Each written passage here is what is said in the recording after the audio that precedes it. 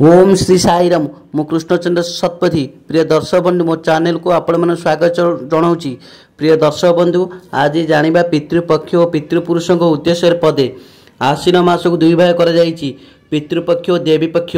आश्विन मास कृष्ण पक्ष प्रतिपद ठार आरंभ होता है, यह को अपर पक्ष कहती। यह आश्विन मास कृष्ण अमावास्या पर्यंत शेष होता है, यह 15 दिन पर्यंत होता है और यह महालय अमावास्या शेष होता है। ज्योतिष शास्त्र अनुसार पितृपुरुषों को पिंड दान देले पितृदोष दूर होता है, कारण बापा माँ पाखे पिला माने सदा सर्वदा ऋणी होता। कारण आमे बापा पाखु आम अस्थि मज्जा स्नायु आनी था और माँ पाखु रक्त मांस और चर्म आनी था। बापा और माँ को 6टी जिनिस यथा अस्थि मज्जा स्नायु रक्त मांस और चर्म द्वारा आम सृष्टि हो पृथ्वी को आसी था। तेणु बापा माँ पाखे आम जन्म जन्म ऋणी होता। महालयर अर्थ अति श्रद्धार सहित पितृपुरुषों उद्देश्य तिल तर्पण करने श्राद्ध करने और तर्पण करने।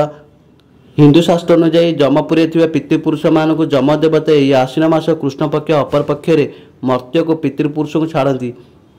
से माने मर्त्यपुर को आसी निज पिला मानक उद्देश्य जहाँ सब करते से सब कौन से कर से सब देखती। जदि तांकर पुत्र किंबा ज्ञातुकुट मैंने जल तर्पण और श्राद्ध न करती से सब पितृपुरुष मैंने देखी बहुत दुख और अपमान फेरी जाती।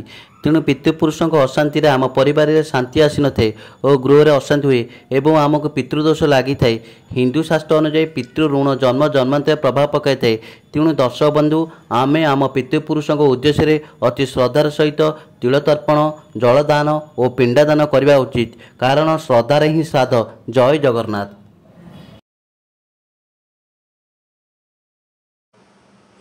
प्रिय दर्शक बंधु जदि मो भिडियोटी आपण मानक भल लगुए तेबे भिडियो रे लाइक देबे, कमेंट करेंगे और भिडियो को शेयर करदे। आउ चैनल को सब्सक्राइब करने को भूलिबे नहीं।